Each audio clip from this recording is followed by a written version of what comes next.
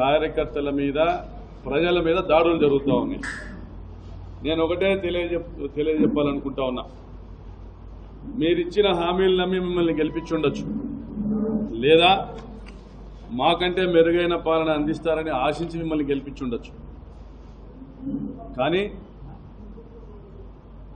ఈ గెలుపును మీరు సద్వినియోగం చేసుకోకుండా ప్రతిపక్షాల కార్యకర్తలపైన దాడులు చేయడానికి మీరు ఉపయోగించుకుంటే ప్రజలన్నీ గమనిస్తారు. తప్పనిసరిగా ప్రజల్లో మీ మీద వ్యతిరేకత పెరుగుతుందని గమనించమని కోరుతా ఉన్నా. మరి ఈరోజు మీ గెలుపు మీ బలం అనుకోవచ్చు, నేనైతే అది వాపంటా ఉన్నా. దేశవ్యాప్తంగా సంక్షేమ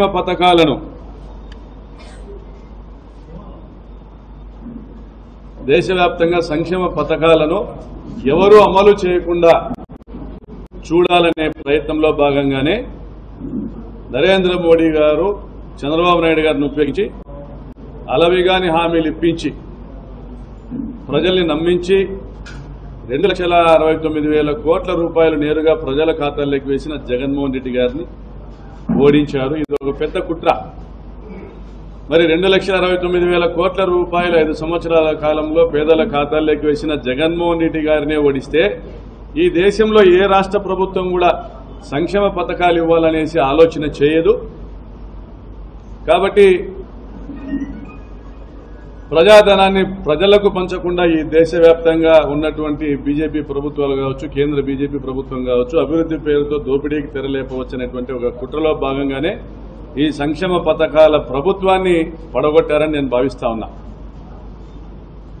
మరి 2,69,000 కోట్ల రూపాయల పథకాలు ఇచ్చిన జగన్మోహన్ రెడ్డి గారినే ఓడించిన ఈ ప్రజలు రేపొద్దున ఎంత చేసినా మళ్లీ ఓడిస్తారు కదా అన్న ఒక ఆలోచనతో చంద్రబాబు నాయుడు ఆ సంక్షేమ పథకాల జోలికే వెళ్లకుండా ఉండబోతా ఉన్నాడు. ఆయన అమరావతి పేరుతోనో అభివృద్ధి పేరుతోనో దోపిడీకి తెరలేకపోతా ఉన్నాడు. ఉద్యోగుల్ని మోసం చేయబోతా ఉన్నాడు, నిరుద్యోగుల్ని మోసం చేయబోతా ఉన్నాడు.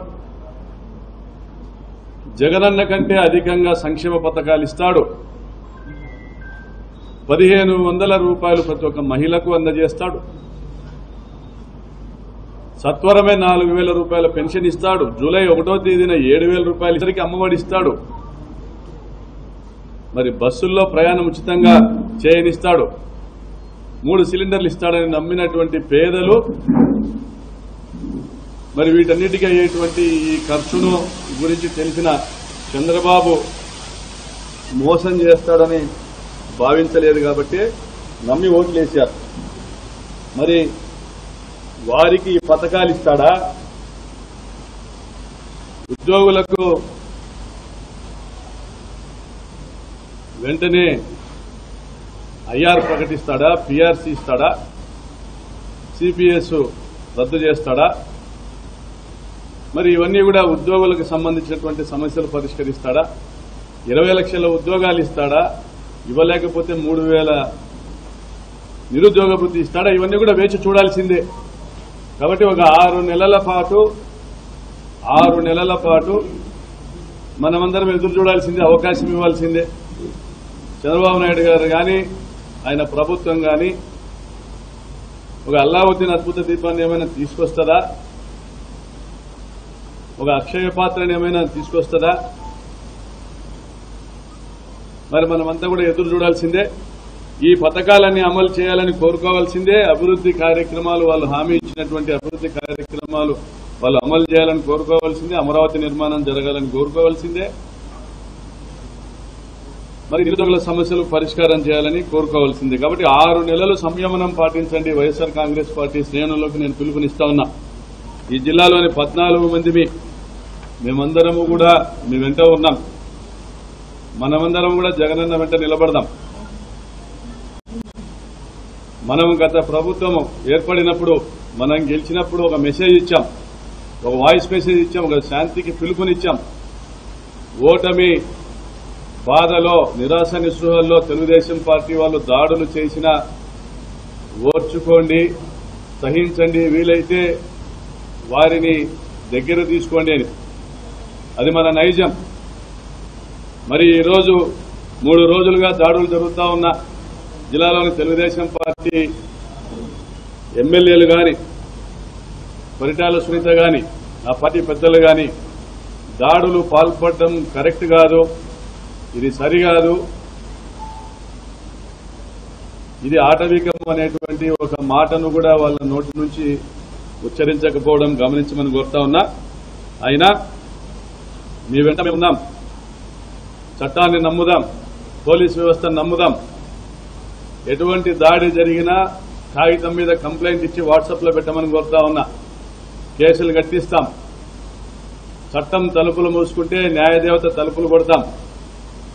తప్పనిసరిగా ఎఫ్ఐఆర్లు చేయిస్తాం, కేసులు విచారణ జరిపిస్తాం.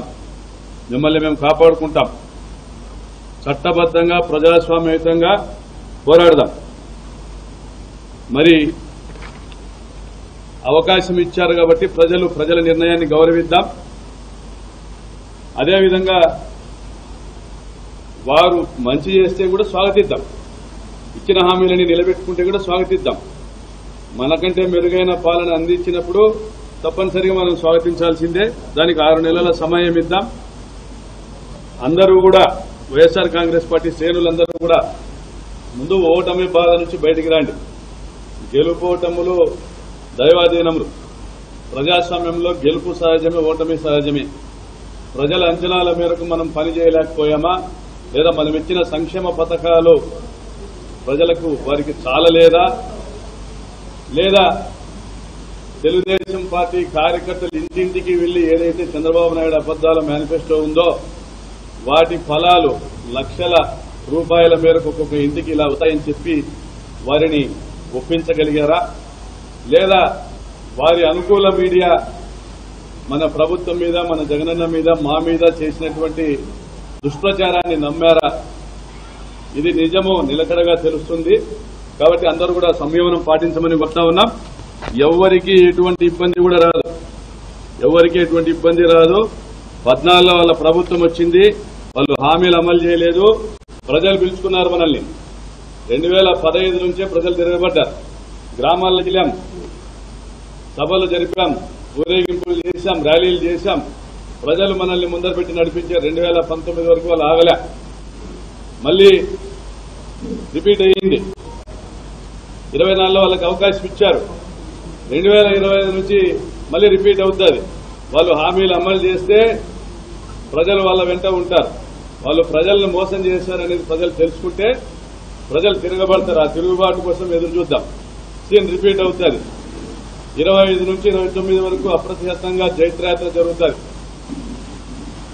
మళ్లీ జగనన్నను ముఖ్యమంత్రిగా చేయడానికి ప్రాణాలు ఇచ్చేదానికి కూడా సిద్ధంగా ఉన్నాం. ముందు నాది, తర్వాతే మా కార్యకర్తల్ని.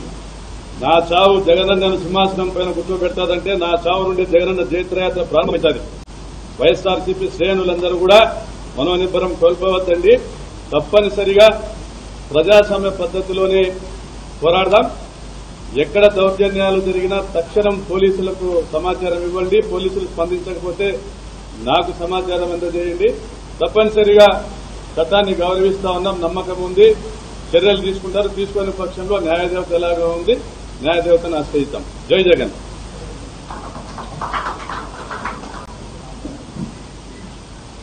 ఇది కాపీలు